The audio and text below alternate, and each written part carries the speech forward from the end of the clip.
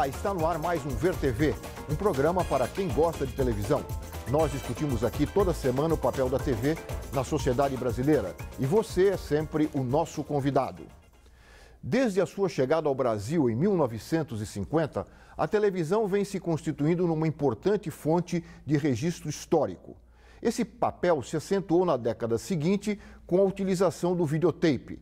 A vida do país selecionada pela TV tornou-se memória de diferentes épocas para várias gerações. No Ver TV de hoje, nós vamos conversar sobre a importância desses registros e os cuidados que se deve ter com eles. Para isso, nós convidamos Vinícius Romanini, jornalista e professor da Escola de Comunicações e Artes da Universidade de São Paulo. Carolina Trevisan, jornalista amiga da criança da ANDI, Comunicação e Direitos e integrante da rede Jornalistas Livres. E Rodrigo Tellini, juiz de direito do Tribunal de Justiça do Estado de São Paulo. Muito obrigado aos três por terem aceito o convite para discutirmos esta questão que eu acho que faz parte da memória e do presente de todos nós. Mas antes de começarmos aqui a conversa, vamos saber mais algumas informações sobre o tema de hoje. Vamos ver. A força da imagem é cada vez mais forte no mundo contemporâneo. Se em tempos antigos a memória era preservada pela oralidade, por gravuras, pinturas e depois pela escrita, hoje ela é fortemente influenciada pelas imagens mostradas na televisão. Os fatos marcantes registrados pela TV viram memória e se tornam documentos que mais tarde serão pesquisados por historiadores. Imagens como as do incêndio do edifício Joelma e dos atentados às Torres Gêmeas ficaram eternizadas na memória coletiva. Reportagens exibidas na TV são usadas até em julgamentos. No caso do massacre do Carandiru, em que 110 presos foram mortos pela polícia militar em uma rebelião no presídio, as matérias foram usadas tanto pela defesa dos policiais quanto pela promotoria na argumentação diante do júri. Os presos contam que muitos feridos foram lançados dos andares mais altos pelo buraco do elevador.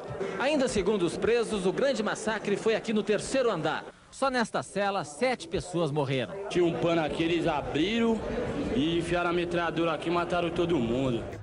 Às vezes, a cobertura televisiva contribui para trazer à tona esquemas de corrupção e de violações aos direitos humanos, como no caso dos crimes, incluindo homicídio, extorsão e tortura, cometidos por policiais militares na favela naval em Diadema, em 1997. Em outras ocasiões, a manipulação e o erro na apuração jornalística causam sérias distorções históricas. Um exemplo de manipulação foi a edição do debate presidencial de 1989 entre Lula e Collor, favorecendo claramente o ex-governador de Alagoas. E o exemplo mais famoso de erro na apuração foi o caso da Escola Base de 1994, em que os donos e alguns funcionários da escola foram injustamente acusados de abuso sexual contra crianças. 20 anos depois de contribuir com a execração pública dos inocentes, o ex-diretor de jornalismo da Globo, Paulo Roberto Leandro, falou sobre o caso no programa Caminhos da Reportagem da TV Brasil.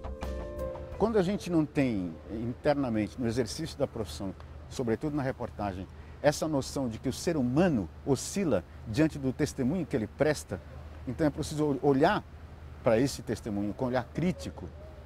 Não é desacreditar, porque essa relação de confiança ou ela existe entre o repórter e o cidadão, a fonte, ou não sai conversa nem possível, né?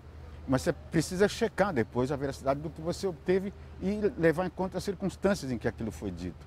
Nesse caso, a gente não cumpriu essa lição básica.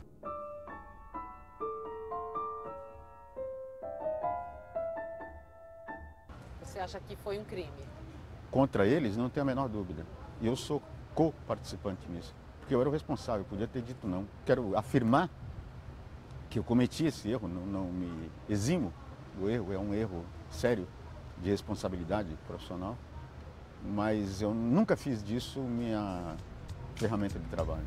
Além de criar uma nova memória, a televisão também pode interferir diretamente no fato e alterar o caminho natural da história. Ou seja, o fato passa a ser afetado pelo observador, torna-se um espetáculo e ganha um novo desfecho.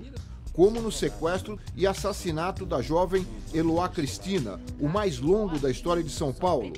Ou no caso do sequestro do ônibus 174, no Rio de Janeiro, em que o assaltante Sandro Barbosa e a passageira Geisa Gonçalves acabaram mortos. Em ambos os casos, apesar da TV ter registrado a ação desastrosa dos policiais, ela também afetou o próprio resultado trágico da história. Vamos começar, aqui há vários caminhos para a gente discutir esse assunto. Vamos começar pela questão mais jurídica. Eu vou começar com o doutor Rodrigo.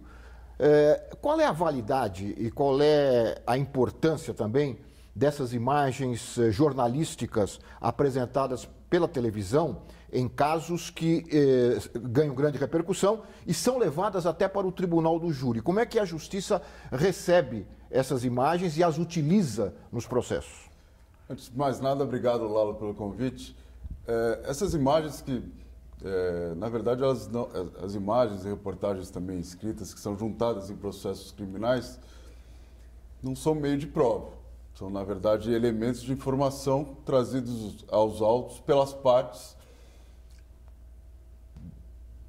quase que na totalidade no tribunal do júri, porque submetidas à apreciação do jurado, que não tem conhecimento técnico jurídico. O jurado é uma pessoa trazida da população para decidir causas judiciais.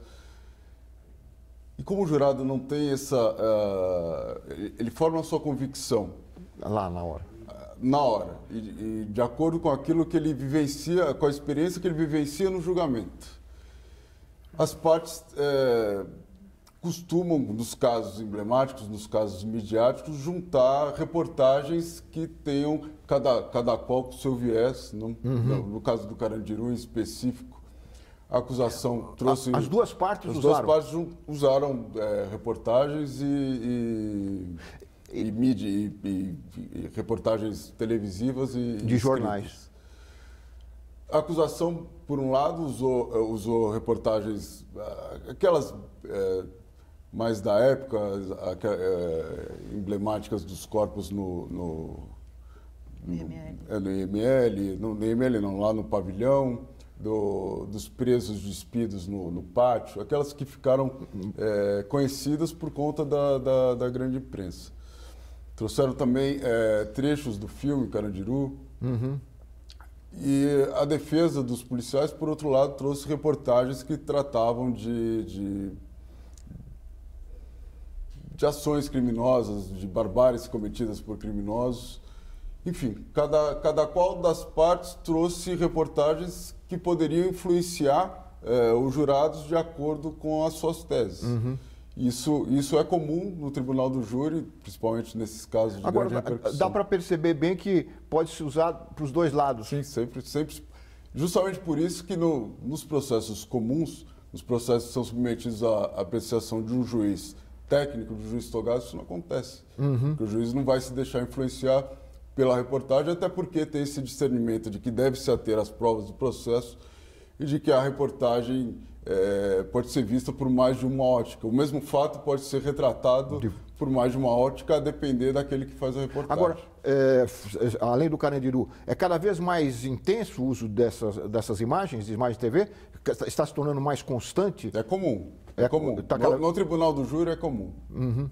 Normalmente nesses casos de grande repercussão. E se está acontecendo isso, é sinal que elas têm alguma força. Tem força, né? Tem força. Na decisão dos jurados. Tem força justamente porque o jurado é alguém do povo, é alguém que professores, jornalistas, são pessoas que não vivenciam o dia a dia do judiciário. Uhum. E essas reportagens acabam remetendo aquele jurado ao momento em que ele tomou notícia do fato. Pela mídia. Pela mídia.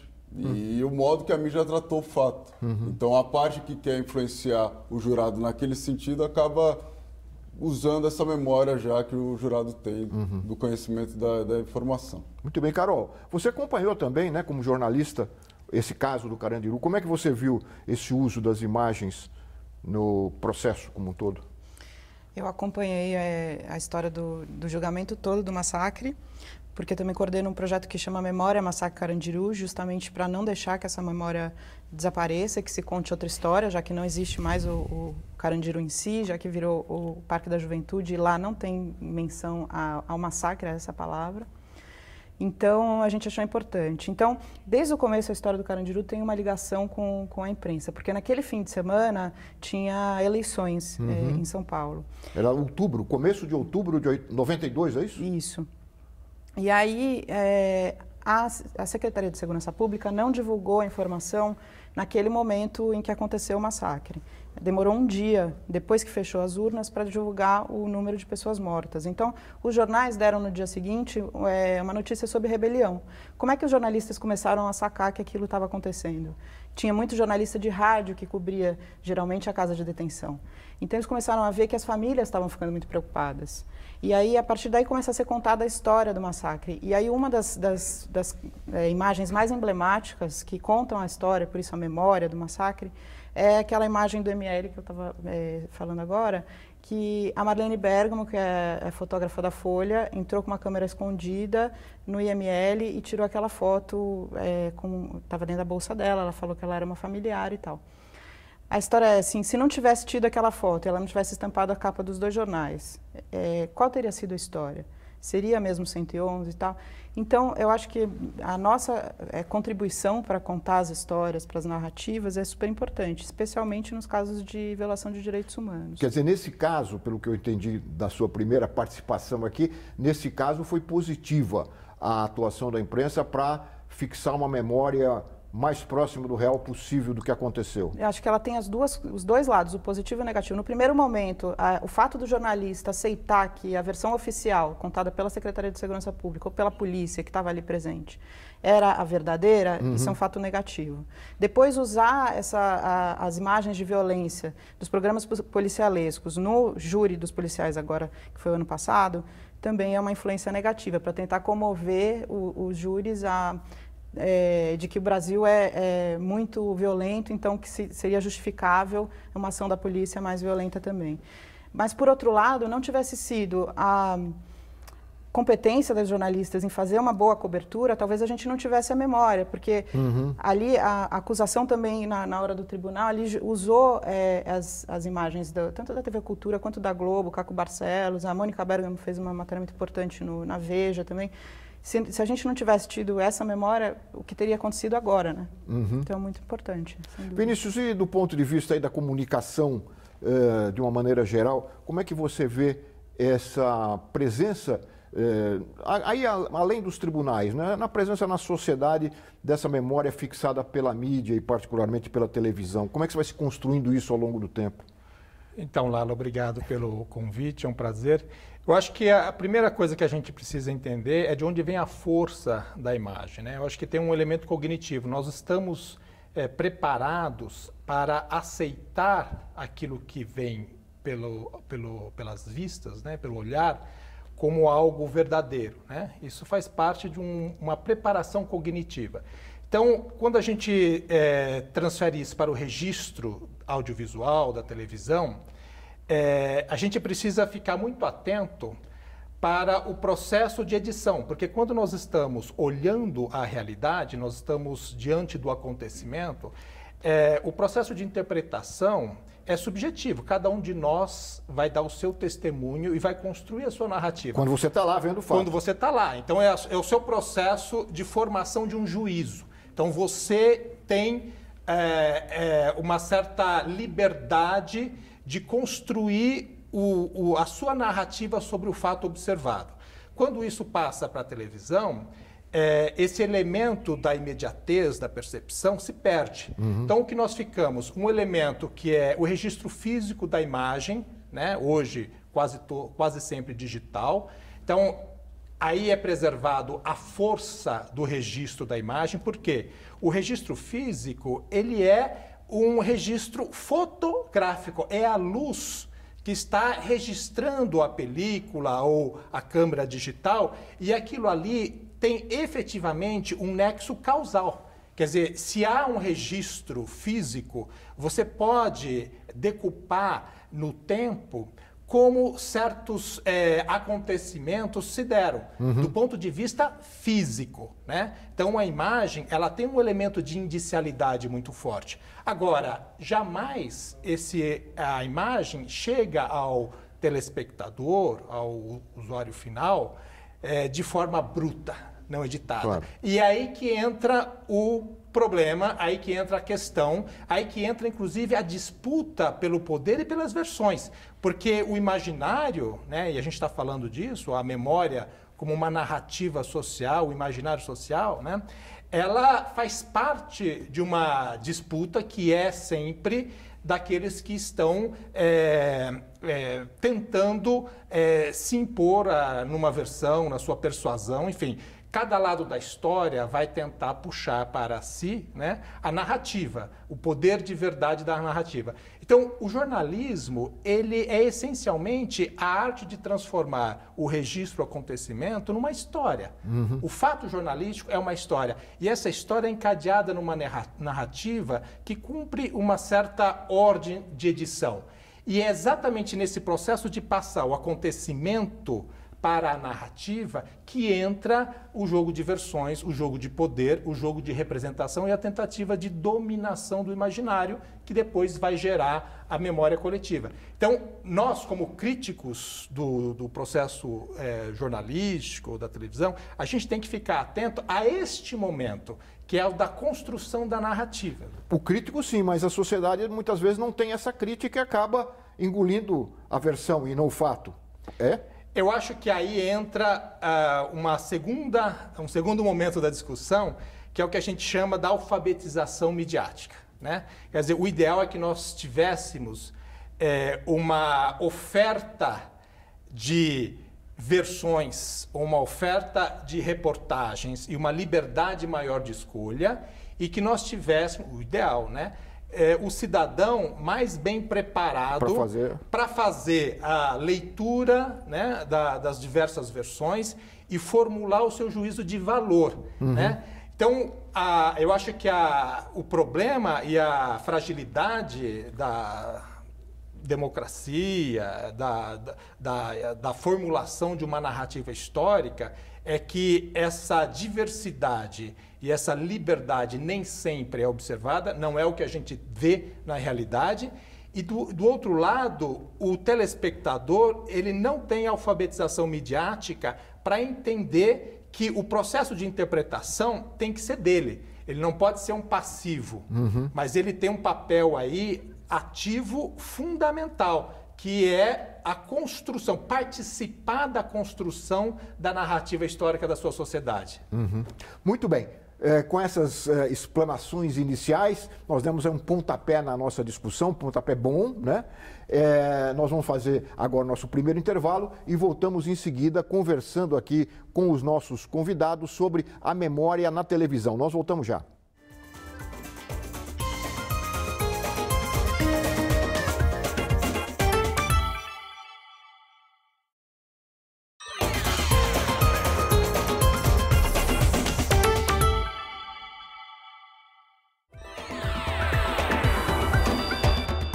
Nós estamos de volta com o VerTV, que conversa hoje sobre a memória histórica criada pela televisão. E no nosso VT de abertura, nós mostramos outros fatos, além do Carandiru, a questão da escola base, a favela naval, que revelou aquela violência policial, foi revelada pela televisão.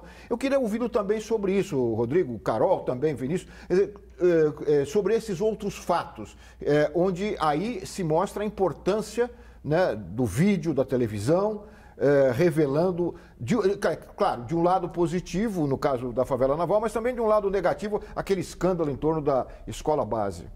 Rodrigo. Na verdade, a divulgação dos fatos pela imprensa acaba tendo essa função informadora de informar a sociedade daquele acontecimento. E, por outro lado, já cria no inconsciente coletivo daquela sociedade um julgamento.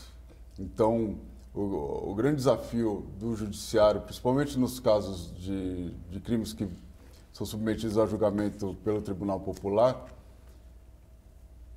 é desconstruir esse pré-julgamento já realizado pela sociedade. Porque a sociedade é quem vai julgar. Não é um juiz técnico togado que vai tratar daquela causa através de meios técnicos, mas alguém da sociedade chamado para julgar aquele caso que ele já fez um pré-julgamento quando teve ciência daquela notícia. E geralmente a notícia vem tratada de forma não raro, né? Aliás, muito comum, sensacionalista. Muitas vezes o programa denuncia, julga, condena, né? Antes do júri. Um caso emblemático é esse da escola de base, de que uma seríssima acusação que depois foi esvaziada durante a investigação. Esse caso ele não foi submetido a julgamento, mas nós podemos tomar como exemplo outros julgamentos recentes que ganharam notabilidade na sociedade. Cito o caso Isabela Nardoni, o caso Mersa Nakajima, o caso da Eloá. São casos em que o julgamento, o maior desafio do profissional técnico jurídico que atua nesses julgamentos é desconstruir essa pré-condenação já existente pela mídia. O jurado já chega lá totalmente influenciado. Sim. Totalmente influenciado pela mídia. Eu queria voltar um pouco na questão da história, na questão da história, e colocar aqui a opinião de uma professora, da professora Rosana Schwartz, sobre a utilização, ela fala sobre a utilização das imagens pelos historiadores e também sobre os cuidados que eles devem ter para usar essas imagens. Vamos ouvir a Rosana. Para os historiadores, toda a produção da área de comunicação é um documento. Esse documento tem que ser tratado enquanto tal. Então, o olhar tem que ser como se fosse um detetive. O historiador é um detetive. Eu pego o documento e começo a ver por que ele foi feito, quem fez, para quem fez, que foi feito, por que ele foi feito, o momento histórico dele e outras questões. Então, são N perguntas que devem ser checadas, né, com os documentos oficiais, quando você está à frente de um documento de mídia feito pela mídia, né? Seja qual for o momento histórico que você esteja trabalhando. Tanto o jornal do passado, como as redes sociais, os registros que você tem hoje, né, em toda a parte da comunicação, principalmente a televisão. Tudo que é produzido, o jornalismo, né? Ou não só ele, porque tudo que é produzido na televisão, para nós, é riquíssimo. Porque eu trago temporalidades, eu trago comportamentos, construções históricas do passado que estão permanentes, né? Expressões, as pessoas estão falando, então nós estamos observando, né, os gestos, os olhares desse indivíduo. Então é um documento riquíssimo, né? Bom, é riquíssimo, né, Carol? Mas ela mesmo disse que você precisa ser meio detetive para descobrir quais são as pérolas que estão ali, porque às vezes tem muito joio no meio do trigo, né? Eu acho muito interessante o que ela falou. Eu acho que essas mesmas características que ela colocou para o historiador, nós jornalistas também temos que ter, né? Então, as características de detetive, ir atrás de outras fontes, entender o momento histórico em que aquele fato se produz, o contexto em que ele está também inserido. Então, acho que a gente pode trazer uma série de exemplos. Então, por exemplo, especialmente em coberturas que tratam de comoções, assim, que o apelo, a pressão da opinião pública é muito forte, a gente tem que tomar 5 vezes mais cuidado. Então, por exemplo, a cobertura das chacinas de Osasco. Teria que ter sido feita uma cobertura muito mais ampla, né, se discutido muito mais. Então, eu acho que o jornalista tem que tomar muito cuidado na hora da comoção, na hora do apelo em que se quer fazer justiça, sabe? Para a gente não sair com a primeira informação, como foi o caso da escola base, né, que escutou um delegado apenas, e aí depois escutou as crianças, e a gente saber que você tratar com criança é um tratamento também diferenciado, que você tem que ter cuidado, que a criança fala coisas que são fantasias, enfim. Então, acho que é isso. Eu queria ouvir o Vinícius também sobre essa necessidade de separar. Quer dizer, o pesquisador, o historiador, ele tem que ter sempre um pezinho atrás. Pelo menos foi isso que ela disse. Porque o pesquisador ele tem que ter um distanciamento crítico, né? Faz parte da atividade da pesquisa você encarar aquele objeto que você escolheu pesquisar, mas não se envolver afetivamente em demasia, né? É claro que a gente sempre, em alguma medida, se envolve, né? Então, eu acho que uma coisa que a gente precisa lembrar é que o jornalismo é um produto, né? E é um produto que está à venda. Então, isso significa que ele faz parte de uma estrutura que envolve o mercadológico, o comercial. Então, um produto fica muito mais interessante quando ele tem um interesse humano. Então, reportagens como essas citadas, elas trazem audiência, chamam a atenção, trazem comoção, né, envolvimento, né, porque elas falam de coisas que batem muito fundo na nossa subjetividade. São questões ligadas à infância, a emoções primitivas, né, a instintivas, nossas, sexuais. Enfim, toda vez que o jornalismo entra nessa seara, nós deveríamos acender muitas luzes amarelas e vermelhas, né?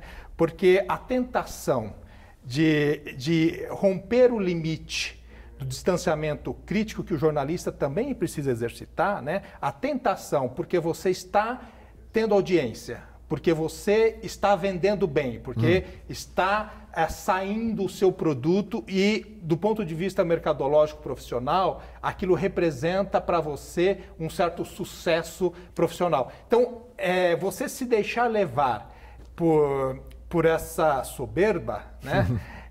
Eu acho que você pode cometer uma injustiça muito grande. O jornalista, ele está a serviço, ele não pode ser o protagonista, ele não é ele quem deve emitir o juízo de valor sobre aquilo que ele noticia, e ele deve ser um serviçal dos fatos que ele está narrando. Quando a gente tem a inversão disso e o jornal começa, ou a televisão, começa a ditar o rumo de determinados acontecimentos, é porque alguma coisa já andou muito errado. Bom, já que você tocou nesse assunto, nós ouvimos a professora de História e de Comunicação da Universidade Federal de Minas Gerais, a professora Regina Helena Alves da Silva. Ela foi ouvida pela Rede Minas, aqui para o Ver TV, e ela lembra exatamente um acontecimento mostrado pela televisão de duas maneiras completamente distintas. Ela faz um resgate histórico muito interessante. Vamos ouvir a professora Regina Helena. Nas eleições presidenciais de 2010, nós tivemos um caso famoso que foi o Bolinha Gate. O Bolinha Gate foi o candidato José Serra andando na rua e aí uma bolinha de papel atingiu a cabeça dele. A Globo fez uma edição mostrando essa bolinha e dizendo que outros objetos foram julgados e ele foi agredido por alguns militantes do PT que estavam na cena, na imagem produzida pela Globo.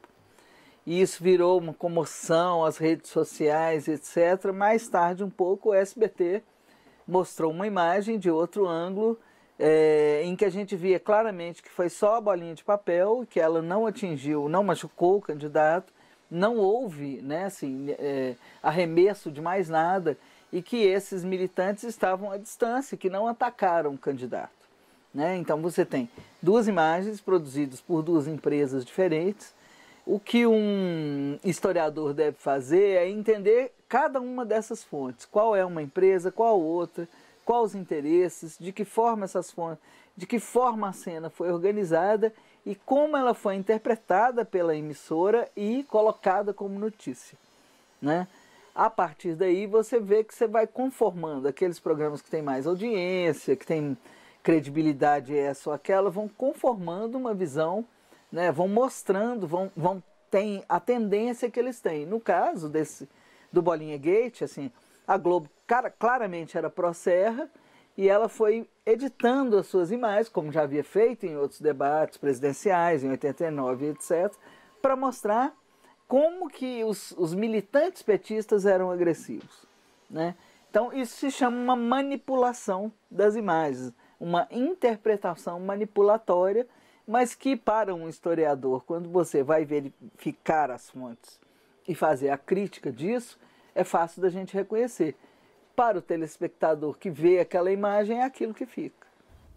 E será que aquilo não ficaria, se houvesse só uma versão na televisão, a história passaria como se aquele fato, aquele que foi montado, e ela chama de manipulação, passaria como verdade para a história, será? E aí eu fico pensando, será que em outros acontecimentos isso não tem ocorrido, a gente nem percebeu? E depois os historiadores do futuro vão se basear nessas imagens e nesses áudios e vídeos para escrever a sua história? O que você acha, Carol? Eu acho que sim, que fica assim, uma primeira versão fica no imaginário da sociedade. E eu acho que isso é muito recente e continua acontecendo recentemente. Por exemplo, esses desmentidos sobre o filho do Lula, que o Globo teve que reconhecer que mentiu, bom, errou. Ou, por exemplo, a cobertura agora que está acontecendo em São Paulo sobre as ocupações das escolas. Você vê duas vertentes de cobertura, né? Uma que criminaliza esse movimento e chama de invasores, e outra que está apoiando, de certa forma, as ocupações das escolas, né? Contra a reorganização escolar. E aí eu acho que uma coisa diferente que nós temos hoje, que tinha menos na época do Bolinha Gate, o advento dessa imprensa mais alternativa, o jornalismo alternativo, independente, enfim, como se queira chamar. Então, mas é que é via internet, né?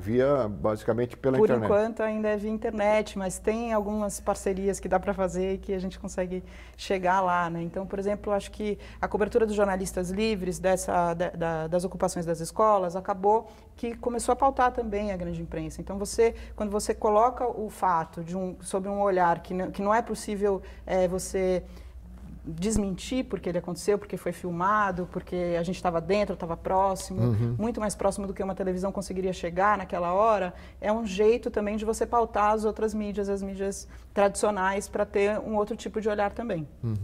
Vinícius, ainda dentro desse assunto também, essa preocupação importante de você mencionou isso numa outra intervenção, da necessidade de você ter várias versões e deixar com que o cidadão decida por ele, não é? Forme um juízo. Aqui nesse caso, se o cidadão assistiu, nesse caso que a professora mencionou, se ele teve a possibilidade de assistir as duas emissoras, ele poderia formular uma ideia dele mesmo, né? Mas isso é um pouco difícil, né? A pessoa ficar virando vários canais. Não, mas há diversos programas jornalísticos e se é uma notícia relevante, ele de alguma forma chega ao público em geral, né? Nós tivemos dois exemplos interessantes que têm uma certa proximidade, que é a edição do debate Lula-Collor, que a gente mostrou aqui. Que a gente mostrou no começo do programa, e agora a história da bolinha de papel. Ora, o que há de semelhante entre os dois? Nós estávamos na reta final da eleição. É verdade. Né? E o que há de diferente? A Globo tem a prerrogativa de fazer o último debate e, portanto, ela tem a capacidade de dar pincelada final, vamos dizer, na história. E, no caso da bolinha de papel, houve uma montagem, uma edição para favorecer claramente um candidato, mas houve tempo hábil, porque não estávamos nas vésperas e não havia, portanto, o último momento decisivo da campanha, houve a possibilidade de haver o choque entre as versões. Então, quando há a possibilidade de choque entre as versões, mais cedo ou mais tarde, e a gente espera que mais cedo do que tarde, né, um juízo mais próximo da verdade seja formulado, né? Mas o que fica demonstrado nos dois casos é a capacidade que a imprensa tem, e a televisão ainda mais, de interferir no rumo da história. Porque no debate Lula-Collor, a história se alterou a partir daquela edição. Hoje nós sabemos, os próprios envolvidos, o Boni já assumiu, enfim, os próprios envolvidos disseram que não, nós fizemos uma edição para determinar o resultado. Ora, isto do ponto de vista do funcionamento institucional, da democracia, isso é de uma seriedade imensa. No caso da bolinha de papel, houve uma tentativa, mas já um pouco mais dissimulada, houve a apresentação do perito, enfim, houve uma tentativa de criar vamos dizer, uma aura de cientificidade em torno da narrativa, mas que depois a imagem desmontou claramente na outra televisão. Então mostra que o jornalismo, a televisão, ela tem um papel muito mais importante do que muitas vezes os cientistas políticos gostam de atribuir. É verdade. Em determinados momentos, ela pode inclusive criar a bifurcação que a história depois vai trilhar. Muito bem, eu vou ter que fazer mais um intervalo e nós voltamos em seguida conversando aqui com os nossos convidados sobre a memória na televisão. Nós voltamos já.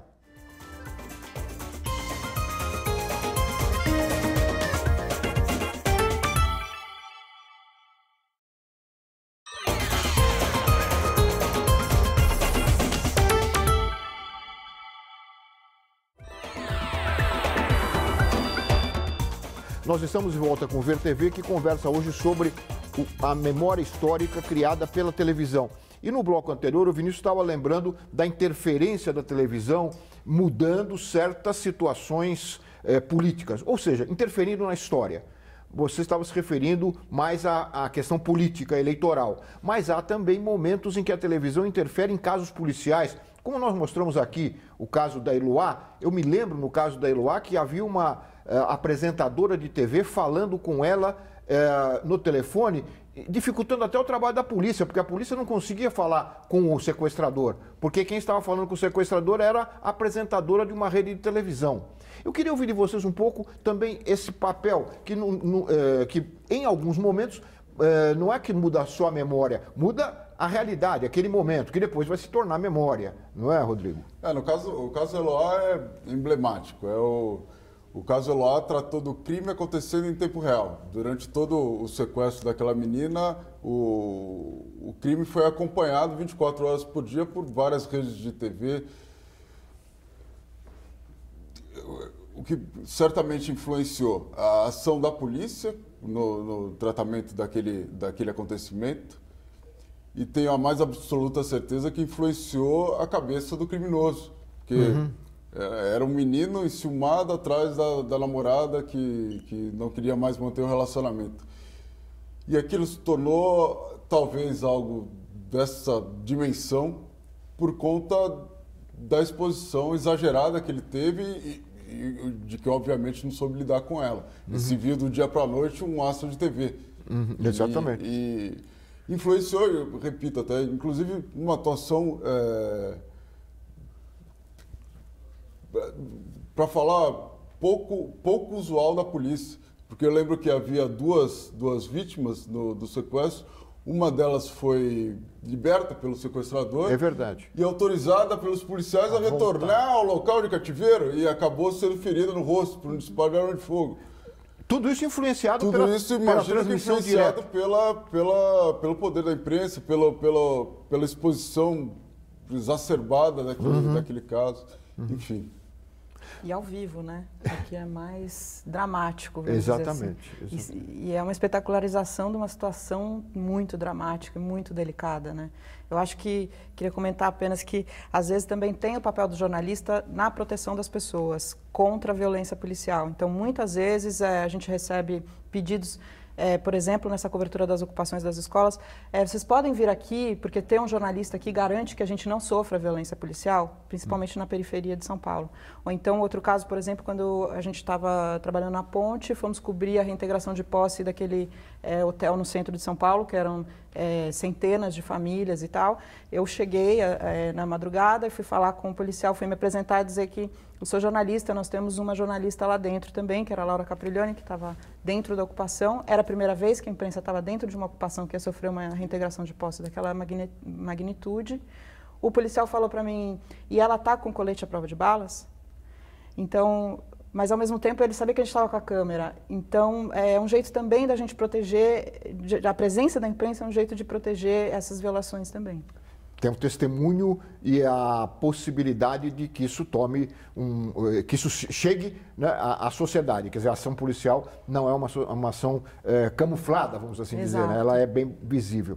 Mas eu queria voltar aí à questão da história, e para isso eu vou chamar mais uma entrevista que o Ver TV realizou no Rio de Janeiro com a professora de jornalismo da Federal do Rio de Janeiro, a Marialva Barbosa. A Marialva Barbosa publicou um artigo que tem um título bastante sugestivo. Na verdade, é uma pergunta o título do artigo dela. Jornalistas, senhores da memória? Ela pergunta. Nessa entrevista para o Ver TV, ela mesma responde a pergunta. Vamos ouvi-la. Ao selecionar aquilo que vai ser notícia entre diversos fatos que se passam no mundo, ou seja, ao se constituir como um elemento que elege o que vai se tornar visível e o que será invisível, os jornalistas, sem sombra de dúvida, se constituem senhores da memória da sociedade. Ou seja, entre tudo aquilo que acontece no mundo, eles escolhem fatias de acontecimento como se fosse a totalidade do que acontece no mundo. É nesse sentido que a gente pode afirmar que os jornalistas são senhores da memória, mas em sendo senhores da memória, eles se transformam também em senhores da história. Eles falam no presente para um futuro e não apenas para aquele presente, para ficar armazenado em uma documentação que se constitui o que se passa no mundo. A televisão se constitui num duplo lugar da memória na medida em que o telespectador, ao ver um acontecimento ou uma cena de entretenimento ali representado, ele se coloca naquela cena e 20, 10, 30 anos depois, ao rever novamente aquela cena, ele se localiza quem era ele naquele tempo anterior. É nesse sentido que a televisão ela exerce o papel de possibilitar que o telespectador se constitua em um duplo leitor da sua própria memória e da memória daquilo que passa na televisão. É nesse sentido que ela é um duplo lugar de memória. Ou seja, eu ao ver uma emissão já passada 20, 30, 40 anos atrás, eu tenho a sensação daquele momento na minha vida. Então, ela traz a memória do passado presente na lembrança do telespectador. Os meios de comunicação selecionam, entre tudo que se passa no mundo, fatias de acontecimentos midiáticos, né? Aquilo que causa estranhamento, aquilo que produz uma ruptura, é sempre um elemento noticiável. Eu estou falando especificamente da notícia, nos meios de comunicação. Nesse sentido, os meios de comunicação muitas vezes também celebram acontecimentos, celebram fatos estrondosos. Por exemplo, agora, os atentados terroristas na França. Eles tomaram uma proporção na mídia mundial, colocando em evidência o cenário do terrorismo como uma grande ação ou como um grande assunto do momento contemporâneo. Nesse sentido, eles celebram o próprio ato do terrorismo, né? Isso passa a ser celebrizado para o telespectador que recebe em casa aqueles acontecimentos como se fossem os mais emblemáticos daquele momento histórico. É nesse sentido que a gente pode considerar os meios de comunicação não só como senhores da memória, mas como senhores da história. Ao noticiarem fatias do mundo como se fosse o mundo, eles estão representando o mundo do presente para o futuro. Uma representação do mundo do presente para o futuro. Nós estamos aqui caminhando para o fim do programa. Eu acho que essa é a responsabilidade grande dos jornalistas, né? Não só retratar e informar o que acontece hoje, mas estão aí produzindo um material que será história daqui a algum tempo. Eu acho que esse é a responsabilidade para a qual a imprensa e a televisão em especial deve ser chamada, né? O processo de construção da memória é falível e revisável. Quer dizer, mesmo uma matéria jornalística, ela não dá a versão final. Caberá, no futuro, uma releitura, uma reinterpretação e uma ressignificação, né? Eu acho que o grande problema e talvez um perigo que a gente vive nos dias atuais é a tentativa de construir o tempo real.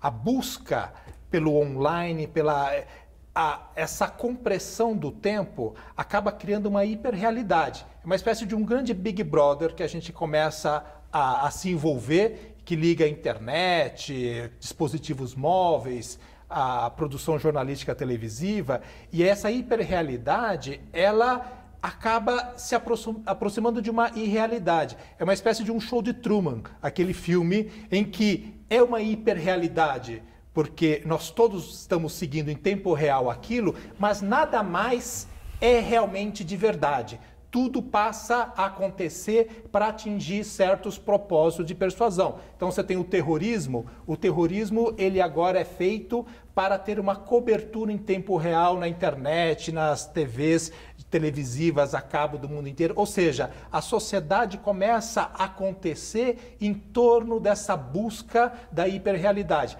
E eu acho que os jornalistas não podem cair neste engano de achar que eles detêm a realidade na medida em que eles fazem o trabalho deles. Carol, ela falou aqui mencionou isso que o Vinícius acabou de falar, o terrorismo, como, claro, ele existe, está presente, mas ela menciona o fato de que um historiador do futuro vai ver esta época como uma época do terror, não é? Como uma época do... Como é que você vê essas marcas, que vai se marcando a história, né, pelo jornalismo? Eu acho que a gente tem uma responsabilidade muito séria mesmo relacionada a contar a história, a recontar a história e depois para o futuro que se conte de novo a história. Então, eu acho que a gente falha um pouco em fazer isso. E eu acho que faz sentido com o que você está falando, professor, porque a gente precisa corresponder a essa coisa ao vivo, online, o tempo inteiro, em tempo real e tal. E como isso não chega no ponto de aprofundar as questões. Então, por exemplo, eu fui fazer a cobertura da Marcha das Mulheres Negras agora lá em Brasília e teve o episódio do tiro que o manifestante que estava ali acampado deu no meio de milhares de mulheres negras. A marcha se dá 20 anos depois, é a terceira marcha. Alguém precisava contar essa história. O que aconteceu com a história da Marcha das Mulheres Negras se limitou ao fato dos tiros. Então, acho que a gente tem uma responsabilidade... Para historiador do futuro, a marcha vai ser o tiro, né? Ou a violência. Ou ela perde importância e vai ser esquecida.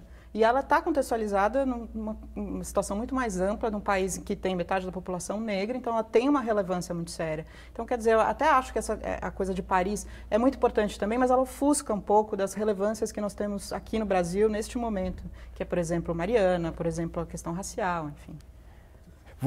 Rodrigo estava falando aqui no intervalo sobre também o uso que grupos que fazem ações armadas, por exemplo, o uso que eles fazem também da mídia, né? Eu achei muito interessante os meios alternativos de informação. No Brasil, a gente ainda tem esse modelo de informação através da televisão e eu vi até uma reportagem de um jornalista americano tratando do risco que é a plastificação da informação por uma única, que é basicamente o que o grande público tem acesso de uma única emissora de TV. Então acaba a população sendo influenciada pelos interesses daquela emissora. Cada vez mais no mundo e no Brasil a gente avança para isso, os meios alternativos de informação, sobretudo pela internet, acabam ajudando a formar melhores espectadores, uma sociedade melhor.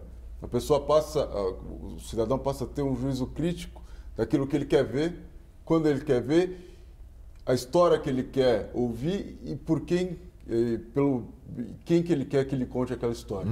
Então, a internet tem esse viés positivo e tem, por outro lado, o viés negativo também. O Estado Islâmico se tornou conhecido mundialmente depois dos ataques, mas o embrião dele surgiu na internet, através da divulgação de vídeos no YouTube.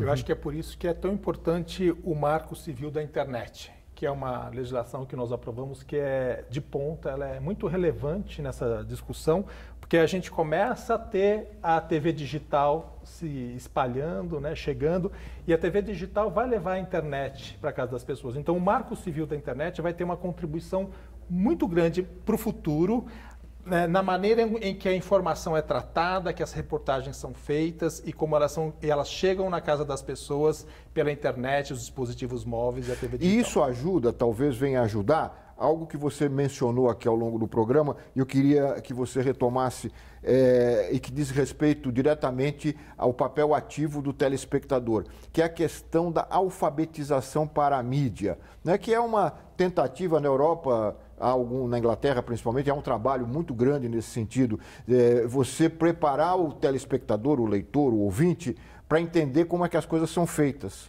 Eu acho que há um papel importante na escola, na formação escolar, né? Eu acho que o ensino médio, por exemplo, e a gente está vendo como o ensino médio, os jovens secundaristas, eles conseguem já se articular pelas redes sociais. A gente está vendo um grande movimento de ocupação de escolas que é produzido por esse público que começa a entender como esses meios de comunicação, de intervenção, pode ajudar em determinadas causas, em determinados objetivos sociais. Então, eu acho que essa alfabetização, que em grego tem uma palavra complicada, a gente chama de propedêutica, né? Ou seja, você dá os fundamentos mínimos para que o cidadão ele possa se articular a partir daquela mídia, daquela forma de narrativa e construir significado. Então, eu acho que a alfabetização digital seria ideal na medida em que as pessoas pudessem participar do processo de significação nas mídias. Muito bem. Com esta possibilidade, nós vamos encerrando, chegando aqui ao final do programa. Eu queria agradecer muito a participação de vocês três, os esclarecimentos, as informações que vocês trouxeram aqui para o nosso telespectador. Eu quero agradecer também a você que mais uma vez nos acompanhou, lembrando que todos podem entrar em contato conosco pelas redes sociais. Nós estamos no Twitter, no Facebook ou diretamente no nosso endereço eletrônico, que é o vertv@ebc.com.br. E você também pode assistir a íntegra de todas essas entrevistas que nós mostramos aqui ao longo do programa no site do VerTV na internet. Até a semana que vem com mais um VerTV, um programa para quem gosta de televisão. Até lá!